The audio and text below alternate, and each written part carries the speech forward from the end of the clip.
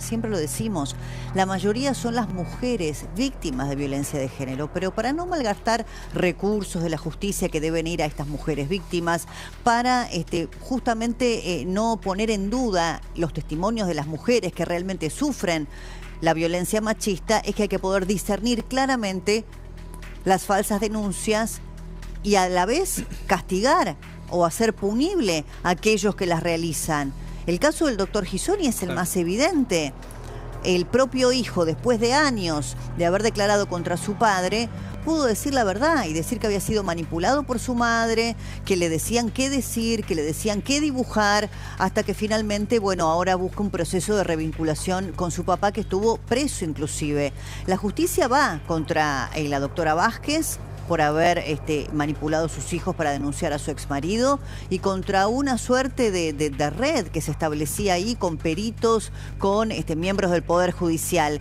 Lo que pasó en estas últimas 24 horas, Jan, es que la propia doctora Andrea Vázquez, que además trabaja junto con Liliana Hendel en el área de género de Espinosa, es decir, de La Matanza, que está acusado de abuso sexual, contradicción si la hay, dice que va a accionar a tribunales internacionales y que su hijo en realidad no se retractó, sino que también tiene un problema de manipulación. Está en un proceso de negación. Así lo afirmó Carla Junqueira, una de las abogadas que asesora a Karina Andrea Vázquez. Veamos los textuales para entender, y ahora les voy a dar la información. ¿Qué es lo que marca la abogada? En casos similares en América Latina, la retractación es muy común, Débora, y de ninguna manera implica que la denuncia anterior sea falsa. Bueno. Avanzamos. Parte de lo que dijo la abogada. Hablé con él, en su momento, por Tomás, obviamente, cuando relataba lo que había pasado. Estamos hablando hace más de 10 años atrás. Según mi experiencia, relataba de una forma consistente, coherente y auténtica. Esto marca esta letrada. Seguimos. Algunos de los textuales, ahora les quiero dar una información. La víctima se ve sin alternativa porque no tiene más fuerzas y prefiere retractarse. Acá está diciendo no es que lo que Tomás... vimos, lo entrevistamos nosotros a Tomás. Pero aparte lo importante, Débora, y ahora seguimos con los textuales, quiero dar información. Tomás declaró públicamente y judicialmente. Hay dos instancias de la justicia, la primera y después casación, es decir, le comentamos a todos aquellos que están viendo que más de por lo menos 7 magistrados revisaron, y sus equipos de trabajo, toda una investigación y llegaron a la conclusión de que Ghisoni era inocente. Seguimos. En algunos de los textuales que dio. No podría, sobre la versión de Tomás, ¿no? Decía, no podría decir que está mintiendo. La retractación no suele ser mentira. Es un proceso psicológico. ¿Qué es lo que marca la letrada, Débora? Que lo que está diciendo Tomás en la justicia y públicamente no es una mentira, sino que está en una etapa de negación. Es ridículo. Pasaron más de 10 años. Esta señora, lo que pasa es que ahí, vos sabés que pesa sobre ellos una denuncia de asociación ilícita. Entonces, claro, ahora se quieren defender con cualquier cosa. Ya no saben qué más hacer. Entonces ahora que Tomás es adulto, que pudo reconstruir su historia y decir, yo fui manipulado, mi padre no abusó ni de mí ni de mis hermanos, esta mujer quiere seguir diciendo que está atravesando un proceso psicológico de qué sé yo qué cosa. No nos olvidemos algo muy importante.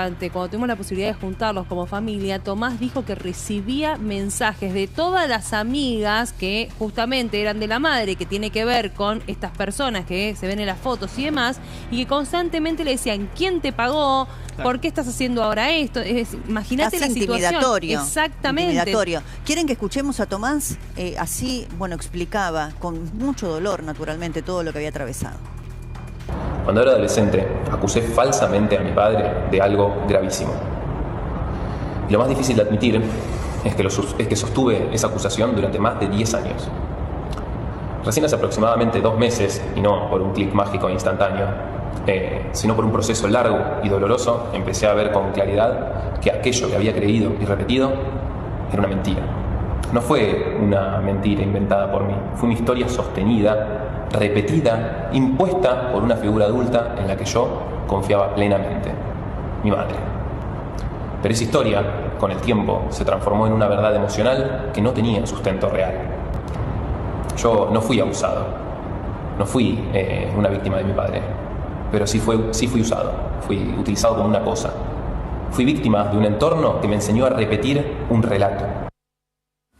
Bueno, ahí estaba clarísimo, luego de esto, ese video por supuesto que se viralizó, hay una acción de la justicia en relación al tema de la falsa denuncia, la asociación ilícita de aquellos que montaron esta manipulación y acusaron falsamente al doctor Ghisoni, y luego lo han conocido ustedes, al propio doctor Pablo Ghisoni, a sus hijos, en distintas entrevistas periodísticas. Está con nosotros Patricia Anzuategui, que es directora jurídica del Observatorio de Falsas Denuncias. Gracias por haber venido. ¿Cómo estás? ¿Qué tal? ¿Cómo estás?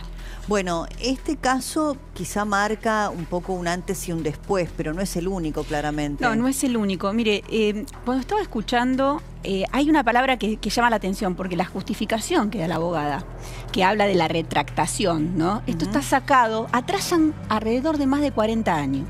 Estos grupos, porque son grupos que se dedican a esto, tienen toda una bibliografía porque no les conviene actualizarse, porque si se actualizan tienen que incorporar a Elizabeth Loftus con la implantación de memoria y no lo quieren hacer porque no les conviene. La retractación data de Ronald Summit, que era la teoría de Summit, donde hablaba de las distintas etapas y que lo había dicho porque, bueno, es verdad que algunos a veces se retractan, pero que no es un síntoma para diagnosticar un abuso, porque mucha gente no es que se retracta, es que le implantaron una memoria y dicen, no pasó. Porque hasta acá nos habían enseñado, el niño no miente, claro, y no puede dibujar aquello que no conoce. Claro, el tema es que lo que no quieren avanzar, ¿no? Este grupo de abogados y psicólogos que hacen esto, es en las nuevas teorías. Actualmente, en Capital Federal, yo siempre dejo a salvo la labor del cuerpo médico forense y la labor del Ministerio Público Tutelar en Capital Federal, ¿no? En Nación. ¿Por qué? Porque ellos siguen actualizándose. Entonces, ¿qué pasa? Hay un montón de protocolos que son la validación del testimonio que no se usan en provincia. Entonces, ¿cómo puede ser que venga una abogada y use una teoría que seguramente la aprendió, que es la teoría de Summit? Summit, para que sea una idea, es de 1883. ¿Se acuerdan el caso McMartin en Estados Unidos, que fue famoso? Hay una película. Es un caso en el cual acusaban a un jardín, ¿no? De que hacían eventos satánicos y violaban a un montón de chicas, habían inventado que habían los túneles. Bueno, fueron... Y es un ejemplo a nivel mundial esto, porque hicieron tan mal el procedimiento, porque indujeron tanto a los psicólogos y los mismos padres a los niños, que terminó haciéndose una película, porque fue realmente... Esta gente soportó 10 años de distintos juicios, después no encontraron nada, no había túneles, no había nada. Habían tomado las cámaras Gesell. Se iban sugestionando un padre con otro, un padre con otro, un padre con otro. Y además, claro, preguntaban a sus chicos y llegaban y les preguntaban de manera inductiva. Entonces los chicos, un niño de 3, 4, 5 años, cuando hay un adulto que pregunta, si pregunta mal, dice que sí. Y a veces ni siquiera entiende lo que están preguntando. Entonces claro, dice lo que pasa es que ahí, Patricia, uno quiere pensar que los psicólogos, los peritos, pueden discernir eso. Bueno. Entonces saben cómo preguntar para saber Bueno. si un niño está diciendo algo que efectivamente ocurrió o que alguien le dijo que tenía que decir. Uno que trabaja con las cámaras Gesell, nosotros trabajamos en equipo, trabajamos con un equipo de psicólogos, psiquiatras, médicos. ¿Por qué? Porque estas causas abarcan toda esa problemática, ¿no? O sea, a veces pasa por lo físico, porque si hay un abuso con penetración tenemos que ver eso, y a veces cuando son tocamientos hay que trabajar con pero hay que actualizarse. El problema es que atrasan tanto, pero además es intencional no actualizarse, porque si usan un Juárez López, que son los protocolos actuales, un protocolo GEL, si usan inclusive la guía de las buenas prácticas, que dicen que las usan pero las usan mal, si usan protocolo de validación, el chico no debería pasar o seguir en ese estado de juicio, porque además, mientras sostenemos un niño en juicio, pasa todo esto. O sea, yo en la experiencia profesional que tengo y hace mucho que trabajo en esto, la verdad que los niños terminan enfermos.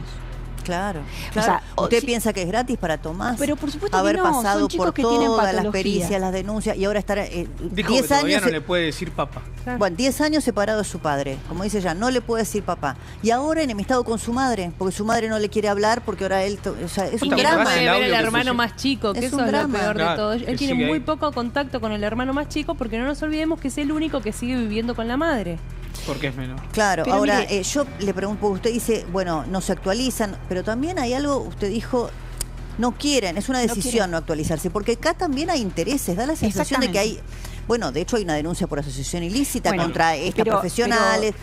Débora, yo vengo Intereses haciendo esas denuncias hace ¿cuál un es el montón de interés? tiempo. Y bueno, yo esta denuncia que hizo ahora el doctor Hilo, la verdad que si algo tengo que destacar es el fiscal. Bettini Sansone, que realmente lo felicito porque hay que tener mucho coraje, sobre todo en una jurisdicción como Lomas de Zamora, donde dejar el sesgo de lado, porque hay otros fiscales, a mí me tocó una fiscal muy agresiva en un juicio de hace muy poco, ¿no? En Lomas de Zamora, por suerte era por jurados, ¿no? Y conseguimos una absolución, pero la realidad es que son muy pocos los fiscales que tienen esa objetividad, que es algo que está en la ley de ministerio. Él va contra asociación ilícita, ¿contra quiénes? Contra todo el grupo de abogados y psicólogos. Es así. Y la verdad, hay un abogado llamado Héctor Yemi, que es precisamente quien se presenta ante el fiscal y da nombres de un funcionario kirchnerista que lo llamó en una oportunidad, que es una comunicación, que es un funcionario que en ese momento estaba en casa de gobierno, ¿sí? Bueno, que en esa comunicación que duró 10 minutos, él se termina comunicando con una, y esto no me va a dejar mentir, con una de las abogadas que precisamente tiene que oficiar por los derechos del niño, que en ese momento está en el medio de la situación, y a partir de ahí el fiscal, un fiscal que no nos olvidemos que intervino en el juicio de Guisoni, es quien decide radicar esta denuncia para tratar de desbaratar todo lo que tiene que ver con esta situación que, repito, viene de lo más alto del poder hasta lo mínimo y el último eslabón. Pero el problema también que hay dentro del Poder Judicial, ¿no? Han dejado pasar demasiadas cosas. Ese es el problema. Entonces, ¿qué pasa? Cuando empiezan a haber resoluciones que van todas en una misma dirección, por sesgo, por miedos, por presiones horizontales, ¿no?